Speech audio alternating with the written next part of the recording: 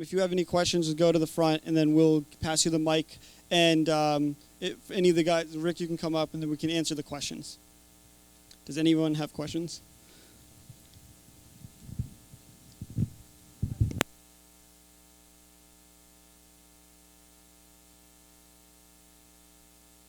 Bless you.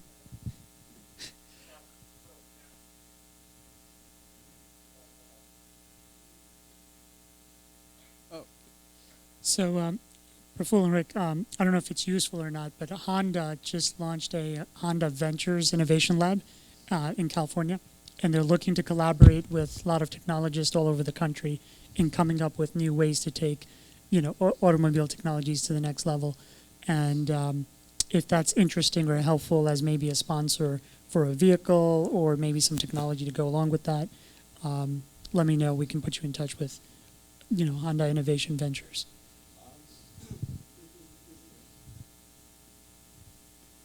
Yeah. All right. So that would be really helpful. It would be great to get a car from Honda, and also the ability to just work with their engineers and talk to their car and be able to actuate it, which is what Tyler was speaking about before. Because once you get to that level, then we can just program the car, and we'd have much easier time to work on it. Plus, it's a great marketing thing for them. Right, and the other one is it Chrysler out of Detroit? The designer for I don't know, Nick. What was the last? The SRT is someone that I can also put you in touch with and see if they're helpful at all. Cool. And that's actually the value of Juice Tank right there. So if you guys are on the fence about working here, you should definitely try to do that.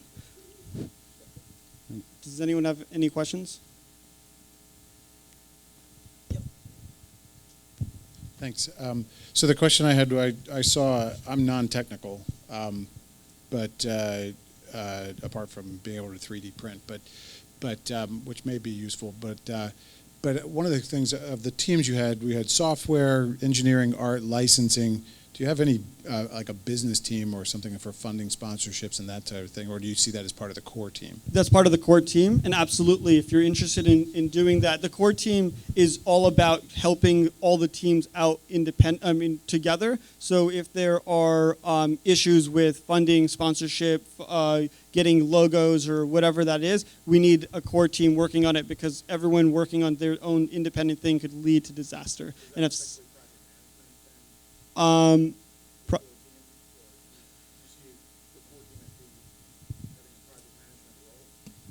yes, essentially, like project management is. So the question was, does the core team have project management? I don't think this is like more of like a project management like thing. It's just that we want to be able to hit deadlines and timelines, and if we have a core team working on all of the different parts, then we can hit them more easily, and we know it's deterministic rather than trying to see when the community will be able to do stuff. But the community is most helpful in solving the hairy, big problems that the core team is there's going to be a variety of things, but we definitely need support from the community. That was a good question. Is everyone just tired?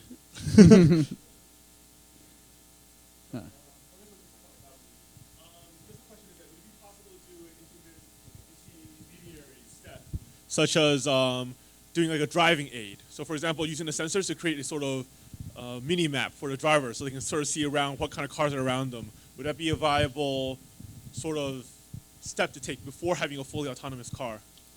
So the question is there going to be an intermediate step like having a driver aid before going fully autonomous? And Rick, do you have any?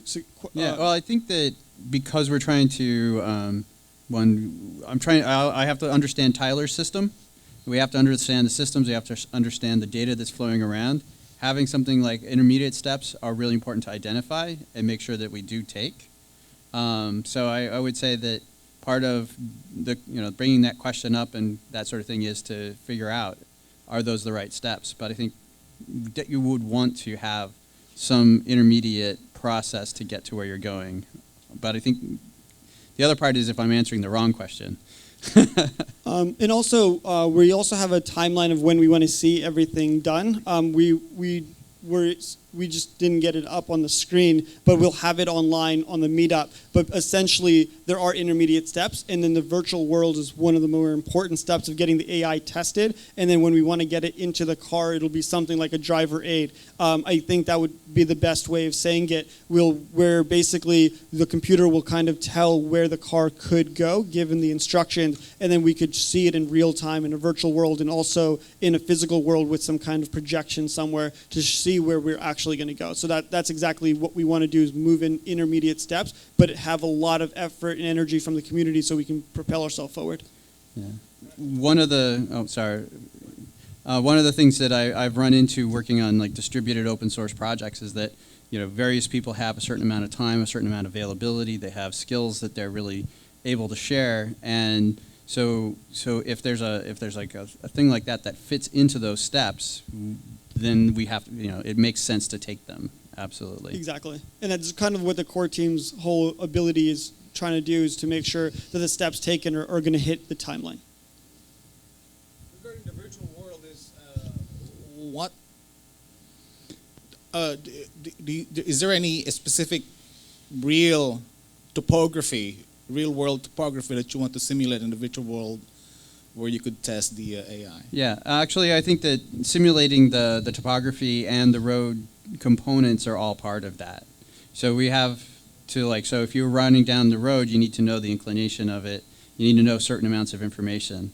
And I think that this kind of does a very interesting thing. I think we're going to learn a lot of information on the way. For instance, if you know the make and model of a car, and you can know the dimensions of it, and you've identified that the vehicle in front of you is that kind of car, you're able to say, place the three-dimensional version of it, rather than like when we work with a Connect, you'll see shadows, but those are data shadows, not light shadows. So there are things that we can know, we can put into the world, and those would be what we'd be tracking, and our understanding of what that space would be generated from that. So having more information, like what's the street signs and simulations. So if you're capturing data, you're playing it back, you want the condition of the road that people are on to also match.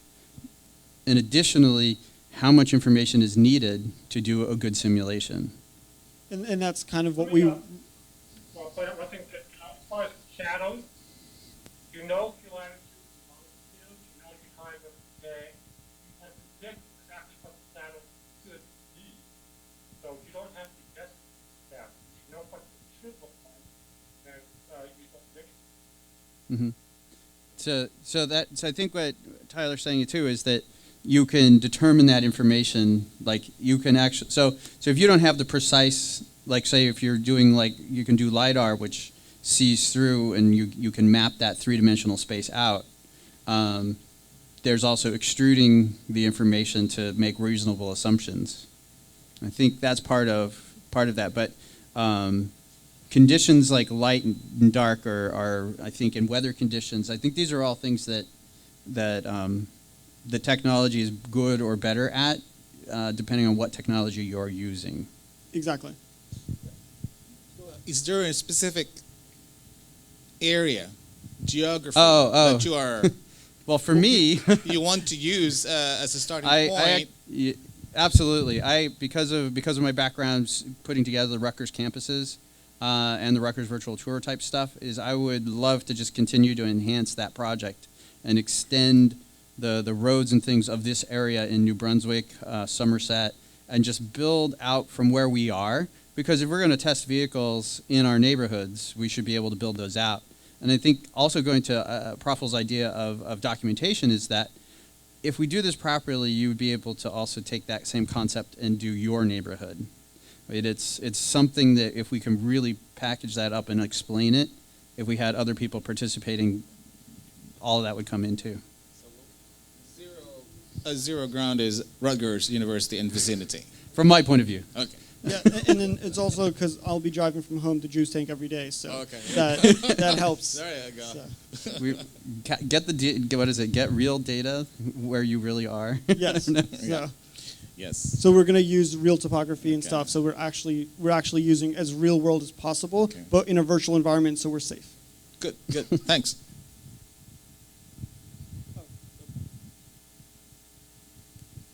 I had a question. I was thinking about this on the way to work today. Is there any are there any like rules or restrictions yet about autonomous driving on the road? Like, can my car just drive itself, not get pulled over? There are, and so there's 3 states: California, Nevada, and Florida. I don't know why it's Florida, but they're one of the states. New Jersey doesn't have laws, so either way, we're okay. So if it causes controversy, brings more attention to us. If we don't, then we are safe to go. So the whole thing is to go on the highway next year, so we'll see how much noise that creates. Right. Oh, that's that one. Sorry. Most states implicitly do autonomous vehicles. Could you repeat that once again, Tyler? You came off you kind of cut out.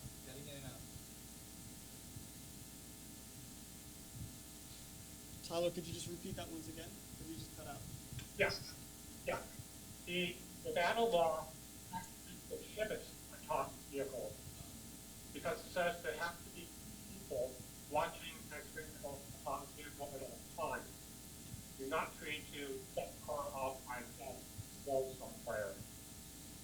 And you actually have because you have to be driving the car at all times. But most states implicitly allow autonomous vehicles. So did everyone get that? Where basically Nevada doesn't allow it. You need to have 2 people in it always watching the autonomous car, but all other states implicitly allow it. So we're in the implicit state.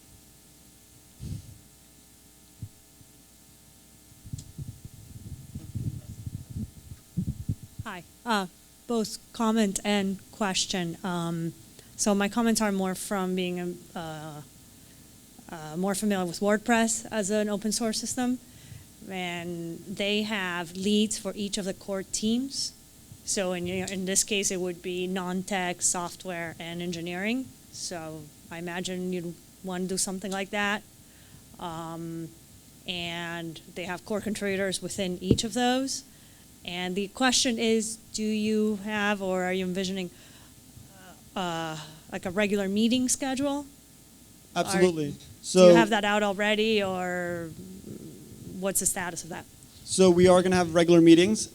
We also have friends from New York City who started a similar meeting as well. So if you couldn't join or you're in New York City, we're actually going to work out something with them tonight so that we can have something in New York City as well for the guys who traveled, and thanks a lot for that. We are going to have regular meetings. We are going to have 3 types of meetings. There's going to be meetups like this where we're just going to explain where we're going, the direction, and what's going to happen. There's going to be like a lecture series where basically someone comes out who's an expert in something, maybe Sebastian Thrun himself, we'll see, and they'll go through a certain system or process so that if people are uncomfortable or unfamiliar with it, they can learn it very quickly and pick it up. And then the final thing is a hackathon. Basically, they're just going to be themed. It's going to be about the self-driving vehicle, but to come in,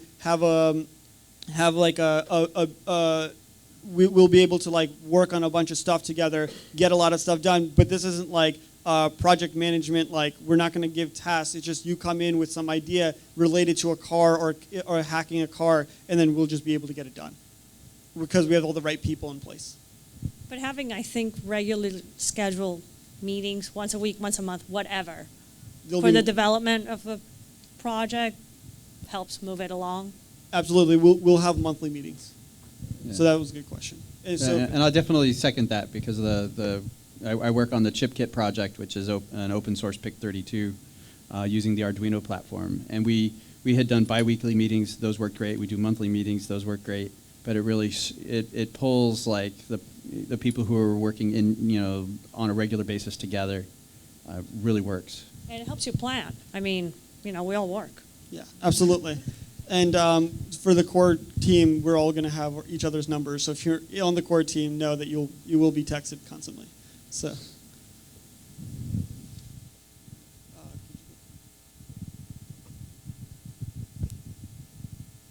So there's a lot of excitement around self-driving cars right now. I'm sure there's other similar efforts to this happening all across the country. Are you guys tuned into what may already be going on? And should we partner with other groups or pay attention to what other groups are doing? Absolutely. So what's happening is we do want to partner with them. We do want to work with other groups, and there are a lot of efforts. So Tyler's actually plugged into a few things. There's something happening in Princeton, which we just made friends with yesterday, which was exciting. There's stuff happening in University of Washington, and then stuff happening now at Rutgers. So we're pretty tied into those types of programs. Now, if you know of something, and then Mukesh just brought up, Honda. So these are things that we're open to. We don't want to get to a point where there's 5,000 people part of this, but we do want to get where we have strong sponsors and teams. Like we want to have sponsors like Red Bull, Tesla, Toyota, Honda, whoever it is, but they have to be meaningful contributors to the project. They can't just be there. So all of these things we're going to think about, and the core team is actually going to make decisions on that stuff because that's an exceptionally important part of the whole project happening and being successful. But was there anything deeper part of that question that I didn't hit on? No, I guess my concern was like, are we going to be duplicating the efforts of 50 other groups across the country? No, but there are no open source projects in this space. There's few. Elcano's one of them, and we're going to be the next one. And so if we're able to get the right type of people and they're interested, we'll absolutely partner with them. But I mean, every car company across the board has something. They just don't talk about it or open source it. So it's like it doesn't really benefit us as our community going forward. But I mean, like for example, we do want to work with Microsoft because the Connect is just really awesome. Yeah. Well, I do want to say one thing I really like with the Elcano project is that they really boiled it down to a small space vehicle. And one of the things a lot of hacker spaces in the area are doing are these Power Wheels racing, where they hack a Power Wheels and throw in for $500. Your goal is to race an electric vehicle or turn in this kid's toy to an electric vehicle.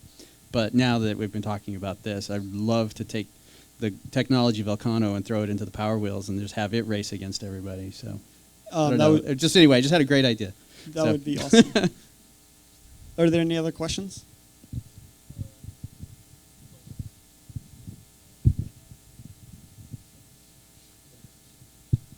How is the dynamic road situation simulated? So could you elaborate on that? Could you elaborate on that question, and then Rick can take it. Mm-hmm.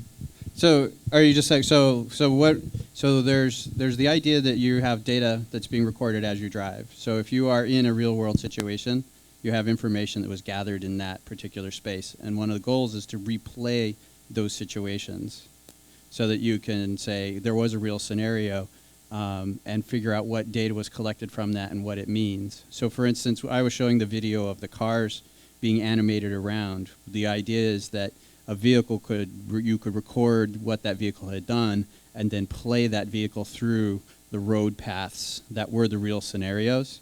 So you can re-simulate a moment. You may not have the data on all of the cars, but you have the data on your car. So that's one step of the simulation.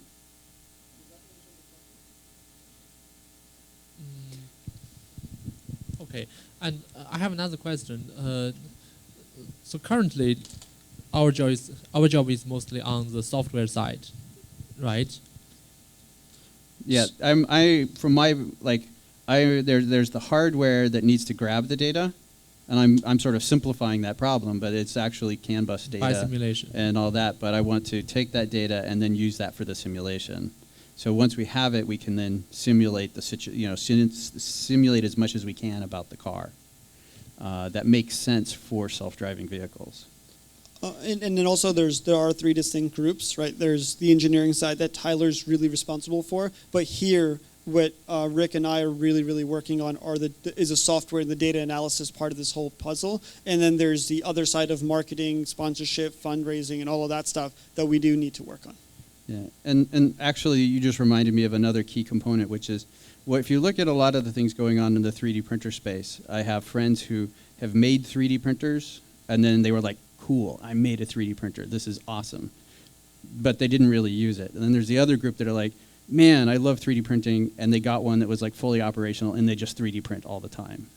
So what I'm making an analogy to is there's building your autonomous vehicle and going, wow, I have this autonomous vehicle. Now, okay, but we want to get to that stage later on where it's, okay, now we have the AI in the simulation. So that's, I think, is like, if we can do the AI in a simulation and tie that back into what Tyler's doing, then we actually have the two types of development working together with each other. So the people who want to see what simulation will do for them can start seeing what simulation will do. And the people who want to build the car and see what it's, like, wow, this is awesome, then that would be their role. The team should be big enough to do both. Exactly.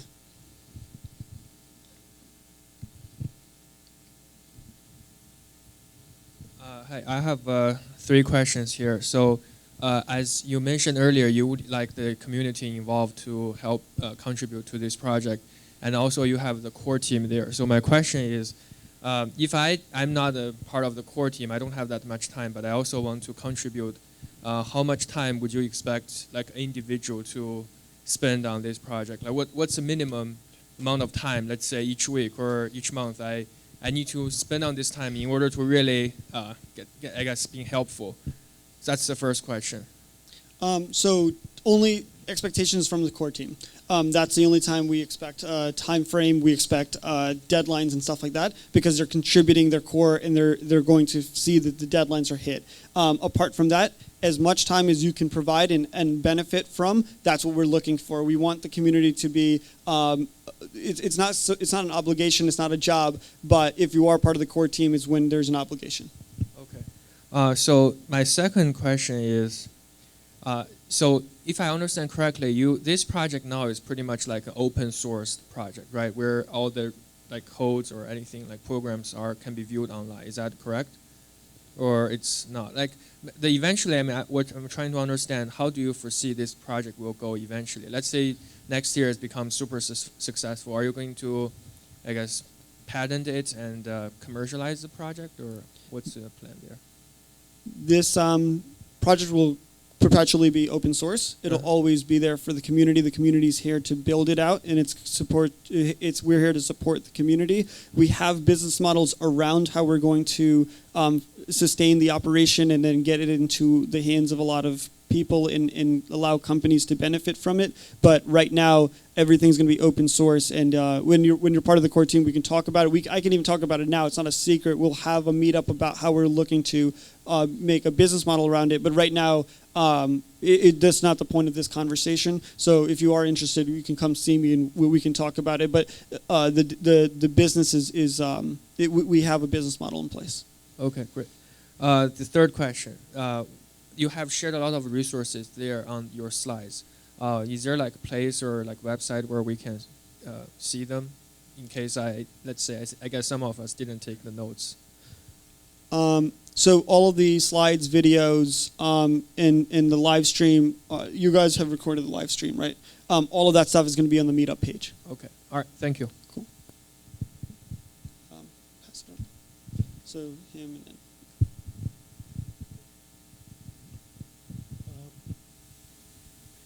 Hello. Okay. I'm slightly technical and more project management. So one, of course, you guys talked about some project management and whom do I talk to get some feel for what you guys are doing and perhaps contribute if needed. Do I talk to you or do I wait for the next meetup? How does that work? So, and it all depends on the team that they're contributing to. I mean, Rick. I mean, Praful, you're the guy. Yeah. So, and I'm sort of I'm playing a sort of support, but I have open source product through Rutgers that matches into the environment. So things that cross into my area, I'm totally willing to answer and talk about. But I mean, Praful has really put this together. So, I mean, that was just what I was wanting to clarify, is that all of the requests are going to come to me and my team, and then any questions or any support we need, we'll go out to Tyler and Rick as well. But all of the conversations and all that stuff, the easiest way to have one person handling all that stuff, and then we can bring in the appropriate people to time. And I mean, all of these guys are here because they want to help out, but having like 100 inbound requests is probably going to get tough for them. Right. So we're going to be handling that. So I can email you and perhaps I'll put up get a my feel for contact information on as well. whom to talk. Second question, and if I may, that's the interface between the car or rather the simulation tool that you have, is that similar to the real world cars that you will be eventually putting the thing on by wire, drive by wire? Is the interface or the interface? Well, okay. So, for instance, if you thinking about the vehicle, you have to think about what data you can get from it. So, if you're actually using like Profil's, vehicle, there's a certain amount of data I can get from that. If I actually use the Power Wheels, there's zero data. Everything that goes on that is something that I have to put there. So, if I put GPS on it, if I put wheel encoders that say that they rotating a certain amount and that we have a speed and measuring the battery or whatever you can put on a thing, if it doesn't have the sensor, you have to figure out is it important for the self-driving vehicle to have that info.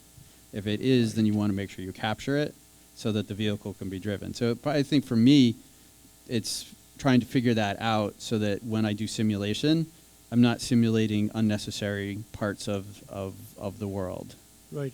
So I don't think I have an answer exactly for that. I just think that that's a general problem that you have to keep working at depending on the devices and the environments. And I haven't done the course yet. I plan to, but the simulated cars that you showed, the inputs that you give the. Yeah. So one of the things would be to How develop the those- car model a lot more sophisticated than the default car models that we're using in that simulation. We have to the vehicles that we use have to be evolved. So that's actually the model of the 3D vehicle has, what does it do for its driving algorithm, but real life has some other data that you want to know, like, what's the CAN bus will tell you things like what's going on in the engine, right? So sometimes knowing that might help you drive, but might not help you drive. Like if your car's going to break down, it might be a good idea to know that that's an early warning sign. So in a real car with that information, you might know some diagnostic data. Actually, you will definitely know diagnostic data. But other vehicles, you might not get to get to that piece of info. So you'd have to then say, is it important to simulate that part for driving too? I mean, yeah. Okay. Did that answer your question? Pass it behind. I have a question from software perspective. If you see there's going to be a lot of data crunching happening, so for running a simulation or running any algorithm, what kind of a CPU infrastructure are we going to have? The thing is, if we are contributing that our laptop is not going to be good enough for these purposes. So I'm going to answer that first. Right now, we'll try to operate data on our laptops. When we realize that there's not enough, we have resources available from almost every cloud provider, and we can access more if we need to. So as a community, what we need to do is decide what the resources we need are, and if there's we need 100 computer cluster, we can put that together pretty quickly and then start crunching data. But we would have to figure out a model, an algorithm, and a model, but try to do it on a small scale first. Operate on your laptop just to see if you can get that something operational, and then we'll put it out to the whole cloud. And another question is, like, I see this project as a little different from everyday projects. The thing is, like, you have different kind of dependencies within the software development itself. How you're going to resolve these dependencies? Because I can be working on some component of the system, and someone else might be depending on my component. So how we are going to resolve all these kind of dependencies? Okay. Did you have a comment on the first question? I think I'm okay on the first one. I think I'll just. But Tyler's the one who actually has the. Yeah, I have a question. Could you repeat the first question? What comes with the data collection idea is that if you grab data from a you've got data on the particular project, it was the different forest. If you use that in the simulation, you alter the Could you just repeat what he said? Yeah, okay, so one of the things is to say, let's say you've collected data on a vehicle, you have a vehicle that's replaying a particular route. As soon as you start changing speeds or introducing, say, bumps or something else that's not collected in that actual simulation, you're now changing it, and whether or not it's accurate as a moment becomes an issue. So basically, if you put speed bumps in a road and you were replaying something, the vehicle would run through those speed bumps. Now, if you did a physics simulation, they'd hit it, they'd do something, but the next action may not be lined up appropriate for what the algorithm had done in the car itself, or at least the decision point. Is that right? Yeah, if you want how a car is done, if you change the car, that becomes invalid. It will be statistically normal, but it's not going to be identified. Okay. So then the other part is replayability. If you change speed, is one of his examples. The calculations are actually different at different speeds. So you can't. What is it? You're not slowing down the time of the world. You're slowing down the time of the car, and then the calculations change. So I think there's a sort of there's something invalidating. What is it? There's a lot of test conditions that you have to pay attention to, and it would be like, is it a valid test is an absolutely critical component of understanding what you're testing. That seems to be part of that conversation.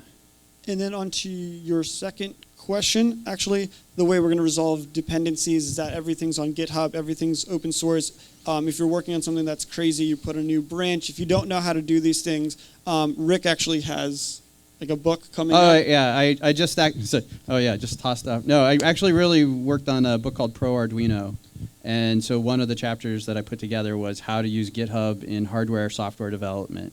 And it takes you through the process of bug management, the whole thing. So that's one of the areas that I really am passionate about, is helping people understand that process and work together on open source projects. So it's something that I can advise on, but mostly as a group, if we have shared rule sets, we're good. Yeah, so I mean, we'll be able to resolve these things quickly. So don't worry about your changes getting lost or anything. We have a pretty good system in place, and then we'll have a community that can operate on these things. But it's the part too that everybody's in this community. They're all interacting on these parts, and sometimes you do have to wait for somebody to do something. It's it's whether or not, like, if you're saying as a developer, hey, I'm going to try to get this done, everybody understands you're trying to get that done. So it's the conversation, it's the community, it's those monthly meetings, it's the ability to escalate something if there is an issue, but it's part of that communication, and that's got to be very healthy. So people will get deadlocked, but there are ways around it. We have to not let people stay deadlocked. And then the core team is going to be responsible for, if someone can't get something done, we can find another way around it. I'm just going to have an extension to the gentleman's question. Are you simulating the actual sensors in terms of like video cameras and proximity sensors and light sensors? Is there any work has been done on that? Well, right now, I basically outlined the vision of how this would hook together. I have done what I was doing with that data collection with the different devices. Those things could be done. Students of mine, 3 semesters, did a mini smart house and did data simulation based off of turning lights off and on for a mini home. I mean, basically, there are certain activities you can grab the information from and simulate if you need to simulate. It's providing the right context for that to happen. So if we're introducing new information virtually, then the algorithms you create are going to have to be able to respond or understand what's going on or know that it's important. But then you can have virtual, like in real life, lights change. So like if you're at a stoplight, the light's going to change for that. If we simulate that virtually, well, not if, but that would have to be simulated. If we were going to say, is this AI good at something? All of those things have to be there. Well, actually simulating the input into the sensors, because ultimately you're going to be. Oh, You see what I'm okay. So yeah, you can actually simulate sensors themselves, and if you're depending on the type of testing you're doing, you can actually do replayability of data of those sensors. But if you're going to say I have to find out if my software is working by saying I have a value that's true or false, I need to set up those conditions and test it, and then I have to say, I have to, there's a level of testing that I think I mean, that's at least talking to. Simulating this input into the sensors within the context of the virtual world. Mhm. Because ultimately the virtual world is not, it's nice because you can have the car driving around, but ultimately in order for you to translate that knowledge into a self-driving car on the road, you need to simulate the input into the sensors, because the sensors on the road will be having those types of inputs. So in order for you to play that. I would call that developing the way the world works and the way the vehicle responds to elements that are in the world. You would have to simulate what it is happening in a car if needed. Like that's the problem. Like you could simulate, like for instance, you would know, for instance, if the dome light was on, if you're using CAN bus. And so if there was a light sensor that was sensing light, in the game engine you might want to know, does my light sensor say that the light came on? But sometimes yes, you have to develop the model. So the model isn't just external, or you're just running through the physics engine. You do have to have an interaction component, so that when events occur, doors open, like we have students who get on buses. All of those things have to have some analog that's meaningful. And I think that's the challenge, is creating the right meaningful analog that you can simulate. And if anyone has more questions, we'll just take it offline, because this is getting really technical. But one last quick one. You mentioned you have a book that has the the GitHub and all that. Would we need to buy that book in order to? Well, it's in production, so it's coming out shortly. But yeah, so I have some alpha copies of the book, sort of. But I also can put people into resources. Like mine is definitely, you've never used GitHub before and you want to get started. So I think it fits a lot of just getting going. But I also have written the documentation for the Arduino team about some of the software management pieces. And then for the ChipKit team, I also, how to build the software, run the software, I document that too. So I do have materials out there that I can point to, but there's a big world of resources, and I can always point anyone here to the problem you have and the right resource for it. And I think we'll take a few more questions, and then we'll wrap up. Like 2 more questions. Yeah.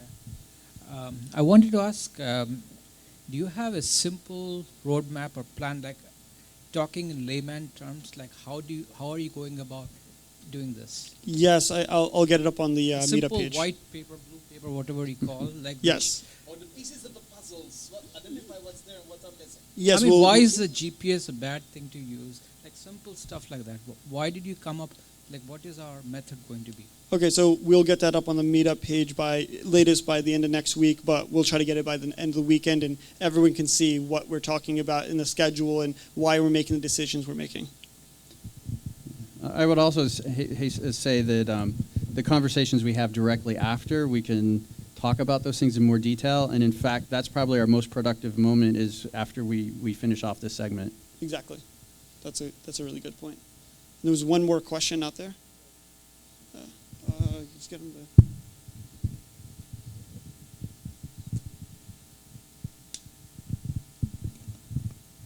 to... Are you going to have requirements, some kind of a base requirements before you start the project? In other words, what minimum you have to achieve? So requirements in terms of technical requirements, or just a business requirements, what you are trying to do? So yes, so we're going to put all of that stuff also up on the meetup page as well. So along with the layman terms and where we're trying to go and how are we trying to think about these things, we'll try to do it as logically as possible. And so yes, those are all there. We just have to put it out in layman's terms. We try to present as much stuff today as possible, but there's a lot of details that we glossed over. So. So I would like to just thank the speakers, Rick and Tyler, for coming out today on this day. Again, wanted to thank Juice Tank for giving or providing us a space in the venue. And again, tomorrow is a free day, so definitely take advantage of that if you're in New Jersey. And yeah, and we'll look forward to talking to you after the end of this, and also Rick's demos in the back. So definitely take advantage and play around with that. Thank you so much for coming out. All right.